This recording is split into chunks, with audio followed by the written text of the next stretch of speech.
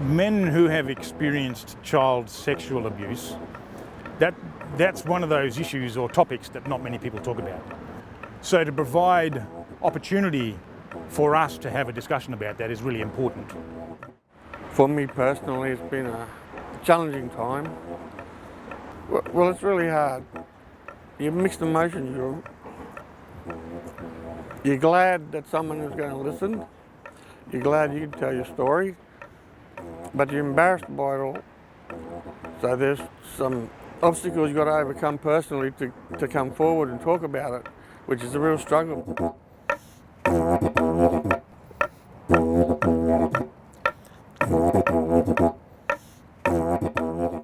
It's something that shouldn't be shied from. It's something that definitely shouldn't be shied from. It's something that it's taboo. It's a taboo subject, you know. People who have experienced it hold on to it, and which eats within them.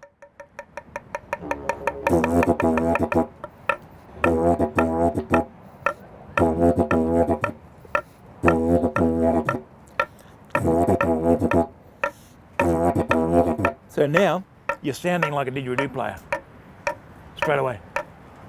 I was inappropriately touched as a young child on a few occasions. It's something you don't talk about. We tend to push it. You push it aside, you push it back, you don't want to think about it. When you come to a group like Didgeridoo and you feel comfortable with men, and then you learn that there's other men there that will listen to what you have to say, it's easier to open up.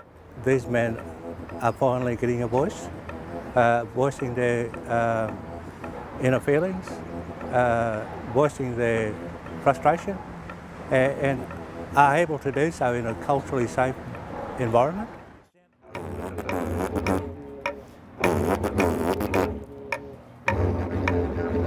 Deadly. Yeah, keep going.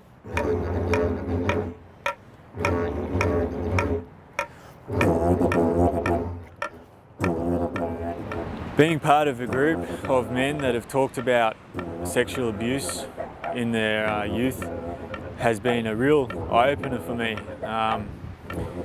For me personally, it's helped me talk to not particularly men in this group, but other men and other friends and family about how that's affected me and my family.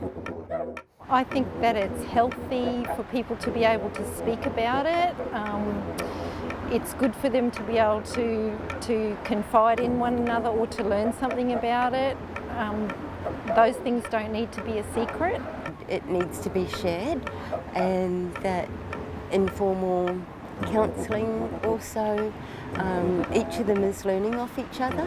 They all contribute and they all take something away in a positive atmosphere that they all share.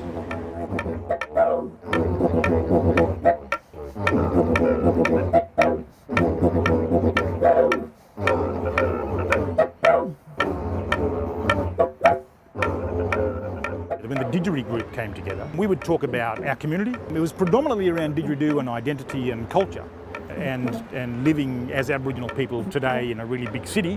What was that like? You know, what are our experiences? So as we talked about these different issues, we became aware that there were a couple of men in our group who had experienced sexual abuse in their youth when they were boys. And so we wanted to take that issue up. And what we found was, because we raised the issue, I think, in a particular way, which was slowly and thoughtfully, men started thinking about their own lives and their own families and their community. And so they started thinking about, well, what would it be like for us then to have this knowledge and then to talk about this a bit further. It's been amazing, really.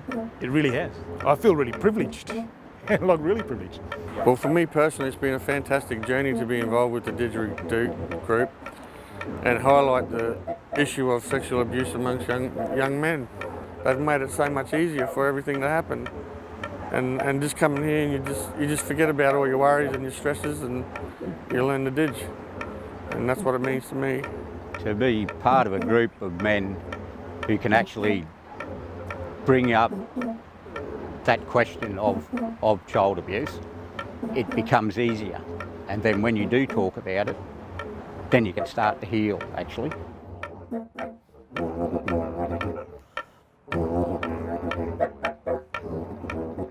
If somebody were to disclose to you, there are a couple of things to remember about this, that it's not about you. Somebody's disclosed, so listen. Believe him and try to resist the temptation to ask a lot of detail. Let him know that you want to help. Accept that this is his story to tell his way. Hear their story. Hear what it is that they want to say. Listen to him, respect his trust in you. Check in to ensure no one's at risk. Take time to listen to him, and you don't have to have the answers or give advice. Some of the things that we've talked about at Didgeridoo recently has been around letting them know that they don't have to be alone with this, that there may be places that they can go to get support. But if it is you that they want to talk to, that's okay. Just listen. Remember, confidentiality is important, and remember to just be the friend. It's important to keep our children safe and for them to talk to us when they are experiencing difficulties.